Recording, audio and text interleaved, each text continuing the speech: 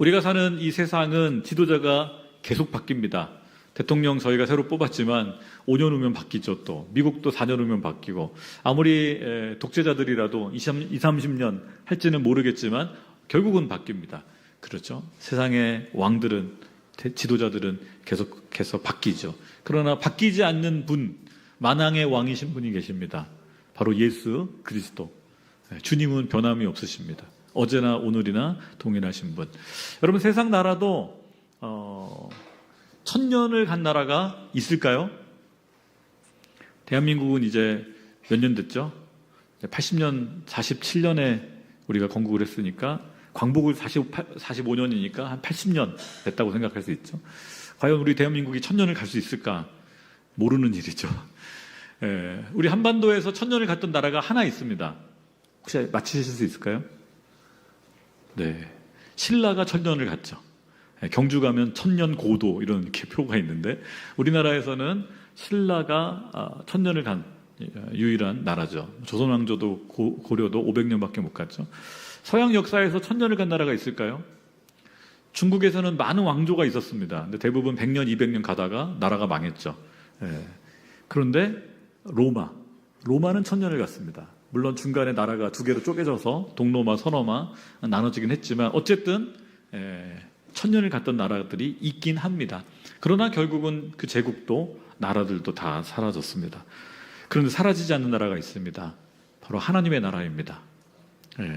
예수님의 통치, 하나님의 통치, 하나님의 나라는 영원합니다.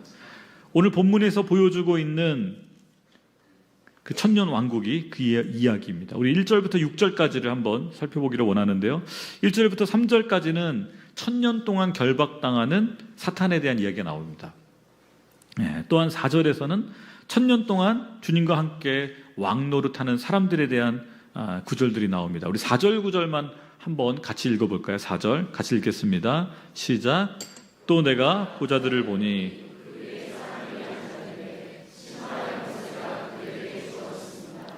그들은 예수의 증언과 하나님의 말씀으로 인해 목배임을 당한 사람들의 영혼들과 그의 우상에게 경배하지 않고 자신들의 이마와 손의 표를 받지 않은 사람들입니다. 그들은 다시 살아나 그리스도와 함께 1000년 동안 통치했습니다. 아멘. 하나님의 나라의 모습이죠. 1000년 동안 예수님과 함께 왕노릇하는 사람들. 예수님께서 12제자에게 말씀하셨습니다. 너희가 나와 함께 보좌에 앉아 이스라엘 12지파를 영원히 다스릴 것이다. 오늘 순교자들, 주님과 함께 했던 사람들, 그리고 궁극적으로 저와 여러분도 하나님 나라에서 이런 역할을 감당하게 될 것입니다. 5절, 6절도 첫째 부활에 참여하여 1000년 동안 주님의 나라에서 함께하는 하나님의 백성들에 대한 이야기로 기록되어 있습니다. 오늘 이 1절부터 6절까지 해서 가장 반복되어져 나오는 단어는 1000년입니다. 1000년. 많은 성경학자들이 이 1000년을 어떻게 해석하느냐에 따라서 이 본문이 다르게 이렇게 해석이 될 수 있어서 의견들이 여러 가지가 있습니다. 오늘 제가 3가지를 좀 간단하게 소개할 건데요. 그런데 중요한 것은 뭔가 여러 해석이 있지만 공통된 한 가지가 있습니다. 바로 예수님의 재림을 보여준다는 것입니다. 예수님의 재림에 대해서는 이견이 없습니다. 모든 그리스도인들이, 모든 학자들이 예수님 다시 오신다. 또 한 가지는 예수님이 통치하신다는 겁니다.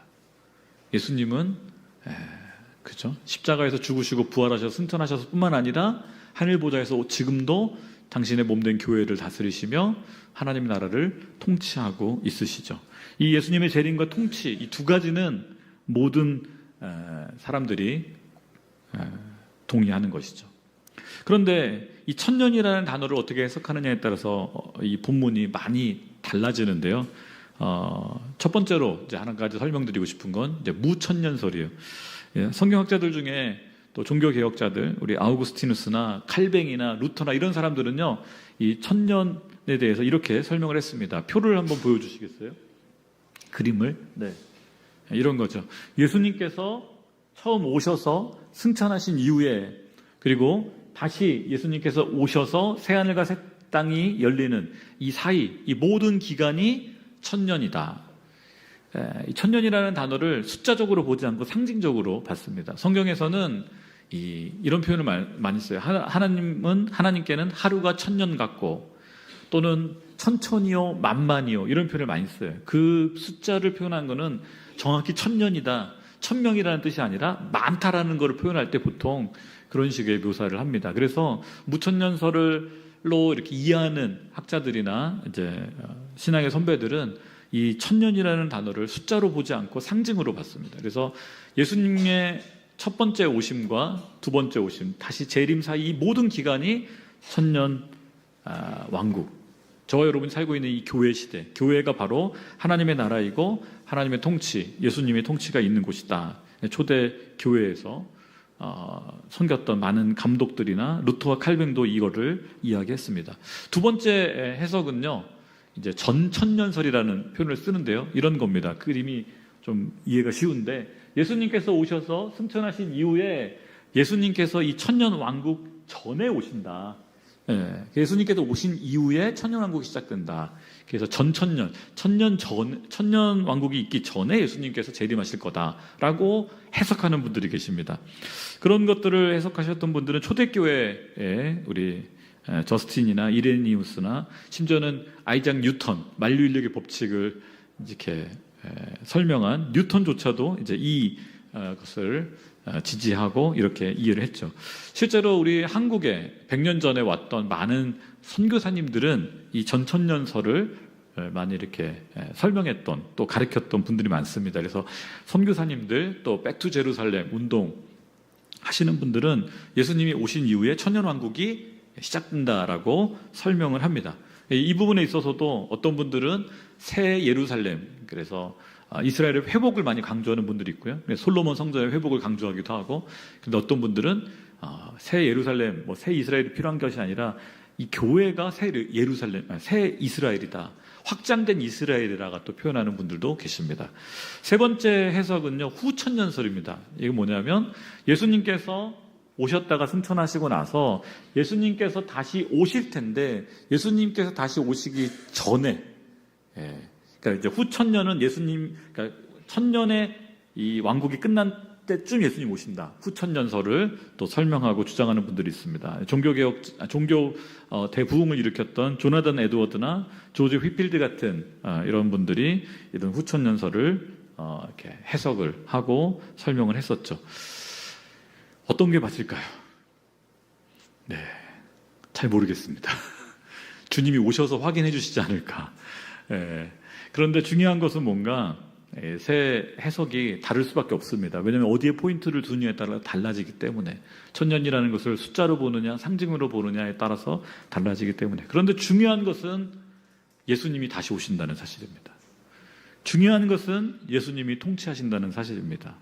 저희가 그것을 믿고 오늘도 살 수 있는 저와 여러분 되시기를 축복합니다. 그래서 예수님이 다스리는 삶과 내가 다스리는 삶은 다릅니다. 예수님이 다스리는 삶과 내 생각, 내 감정 따라 사는 사람은 다릅니다. 저도 이제 젊었을 때 혈기가 넘칠 때는 내 감정 따라 욱하기도 하고 많이 그랬는데, 점점 주님을 따라가고 신앙생활을 하면서 내 생각보다, 내 감정보다 더 중요한 것은 하나님의 말씀이다.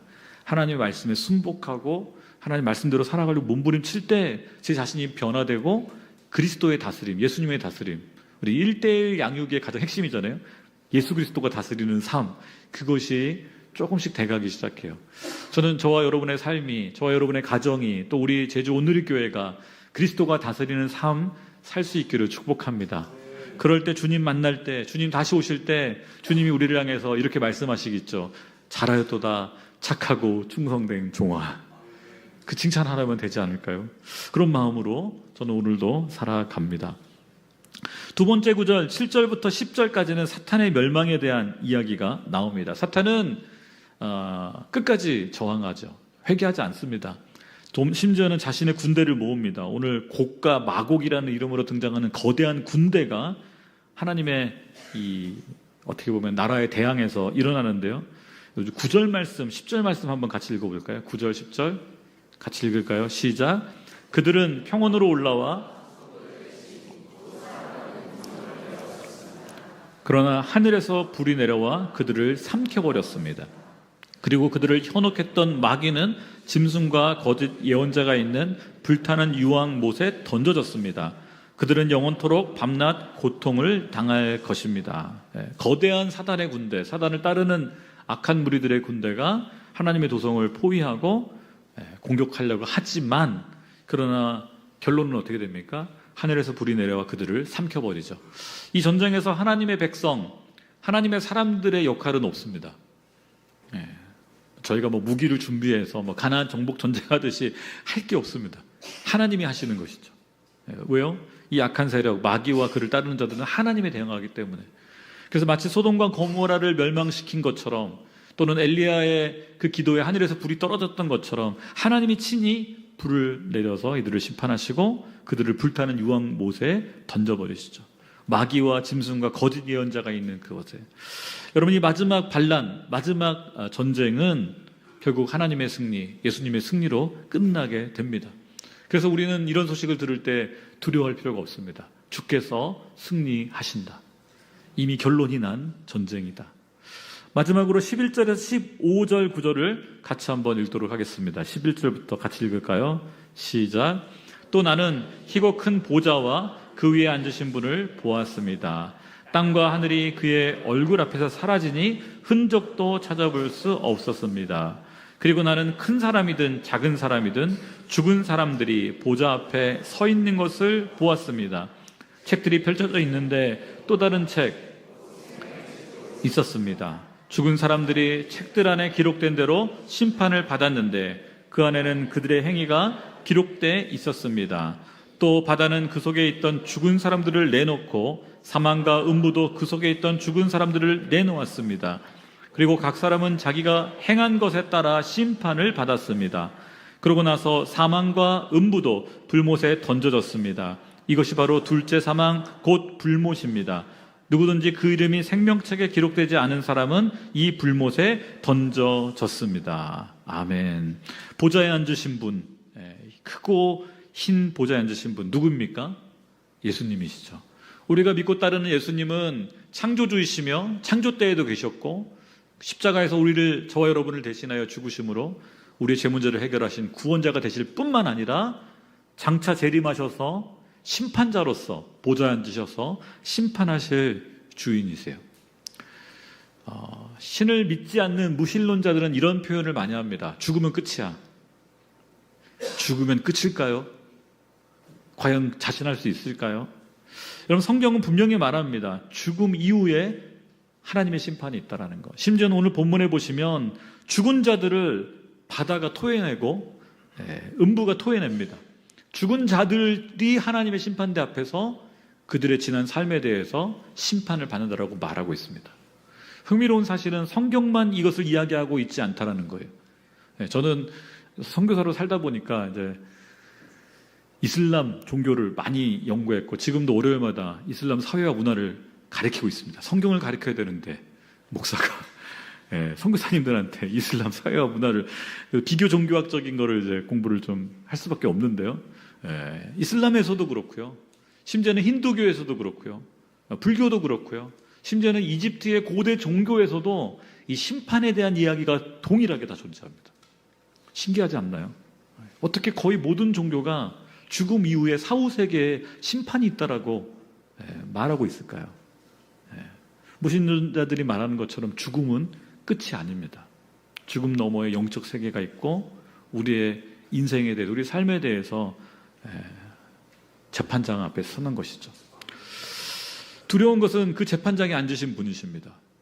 그분을 모르는 분들은 얼마나 무서울까요? 근데 우리가 하나님의 재판대 앞에 섰는데 보좌에 앉으신 분이 제가 잘 아는 분이에요. 내가 맨날 찬양하고 사랑한다고 고백했던 예수님이 앉아 계세요. 그러면 여러분은 어떠실까요? 아는 체 하실 거예요? 모른 체 하실 거예요? 저 같으면 아마 이럴 것 같아요. 예수님이다! 그렇죠? 심판대 앞에 섰는데 너무 반가워가지고 예수님이다 이렇게 손 흔들 것 같아요. 그럼 예수님도 모른 체 하지는 않으시겠죠? 평생 예수님 찬양했는데 잘 왔다, 고생 많았다 아마 하지 않으실까요? 여러분, 재판장에 섰을 때 재판관이 예수님이라는 사실이 우리에게 얼마나 큰 위로가 되는지 모릅니다. 여러분 축복하기는 저와 여러분의 인생에 이 땅에서 재판관 앞에 서는 일이 없기를 축복합니다. 네, 저는 군대에 있을 때 군사재판에 간 적이 있어요. 제가 사고를 쳐서 간 건 아니었고요. 네, 안심하십시오. 제가 인사장교로 이제 근무하고 있는데 병사 한 명이 사회에서 사고를 치고 온 거예요. 폭행하고 이제 사고를 치고 도망가듯이 군대로 와버렸어요. 아주 순진한 친구인 거죠. 사회에서 사고 치고 군대에서 딱 가면 자기가 이제 그게 감춰질 줄 알았나 봐요. 뭐 그럴 수도 있죠. 20살, 21살짜리들이니까. 근데 그게 아니더라고요. 사회에서 사고를 친 것도 군대에서 재판을 받게 되더라고요. 근데 문제는 일반 법정보다 군사 법정이 더 엄격해요. 차라리 사회에서 죄값을 치르고 왔으면 나았을 텐데 이 친구는 그래서 제가 이제 데리고 법정에 갔죠. 이제 재판관 되게 무섭거든요. 군사 법정이니까. 땅땅땅 법정 구속. 그 친구는 재판 받다가 바로 감옥으로 끌려 들어갔어요.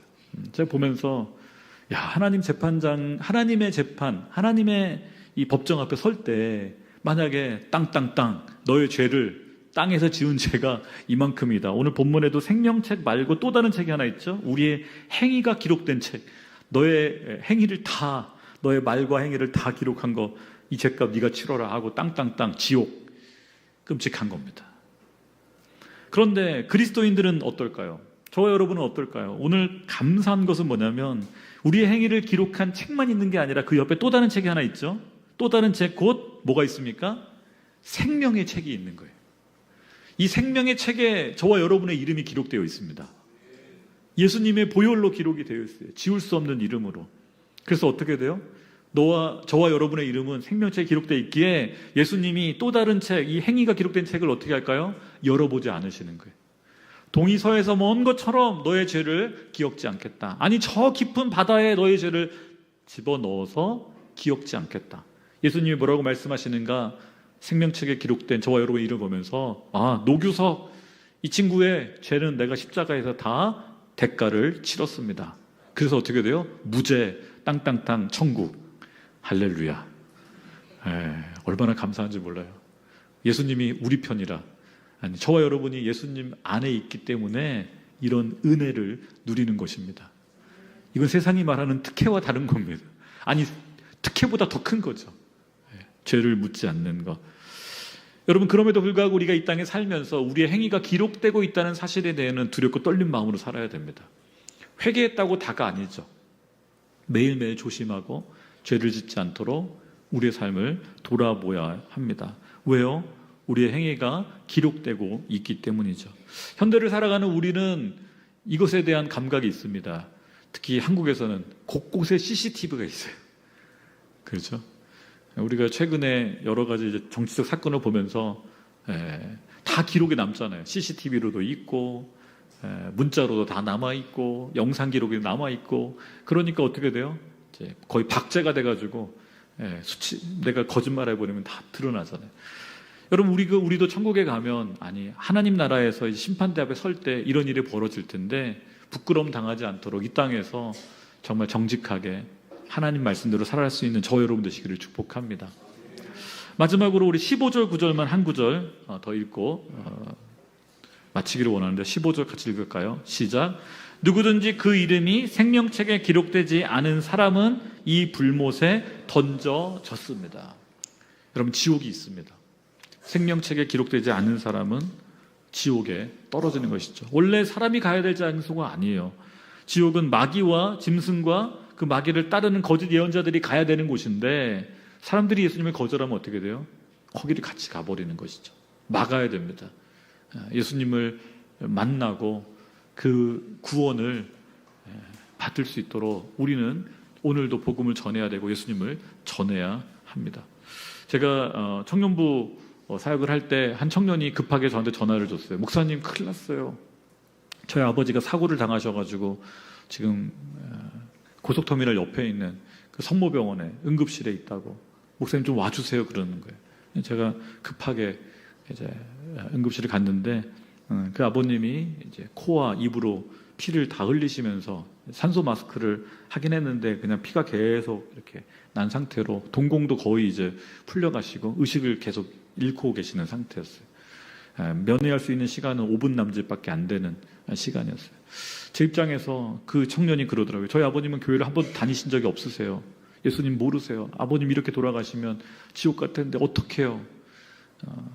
아버님께 제가 정말 그 귀에다 대고 짧게 이야기를 했습니다. 아버님, 지금 이제 곧 예수님을 만나실 텐데 아드님이 아버님을 위해서 기도하고 있습니다. 예수님을 마음에 모시면 예수님 품에 안길 수 있습니다. 근데 아버님은 대답을 할 수 있는 상태가 아니에요. 입이 막혀 있고 피를 흘리고 있고. 그래서 주님 어떻게 할까요? 근데 그때 저에게 주신 마음이 아버님의 손을 잡아라. 손을 잡아라. 그래서 아버님한테 얘기했죠. 아버님, 예수님을 마음에 모시기를 원하시면 제 손에 힘을 주세요. 꽉 잡으세요. 근데 그때 한 2, 3초간 그 아버님이 힘을 꾹 주시더라고요. 저는 그 아버님의 손길을 느끼며 우리 아버님의 마음으로 예수님을 영접했구나 확신하게 됐습니다. 그리고 바로 기도를 해드렸죠. 예수님, 오늘 우리 아버님 예수님이 품에 안깁니다. 주님 안아주시고 그 영혼을 받아 주옵소서. 정말 짧은 2, 3분간의 시간이었습니다. 그러나 저에게는 영원히 잊지 못할 시간이 됐어요. 그리고 나서 나온 다음에 한 15분, 20분 후에 그 아버님은 소천하셨어요. 그 가족들은 너무나도 아버님을 급작스럽게 사고를 잃게 되어 굉장히 큰 슬픔에 빠졌지만 제가 3일간 그 장례를 하면서 그 가족분들에게 확신에 찬 마음으로 말씀드렸어요. 아버님 천국에 가셨습니다. 다른 사람은 몰라도 저는 그 아버님의 손길을 느꼈고 그 영접함을 저는 경험했습니다. 그리고 주님이 그 확신을 주시더라고요. 사랑하는 여러분, 예수님 옆에 있었던 강도를 기억하십니까?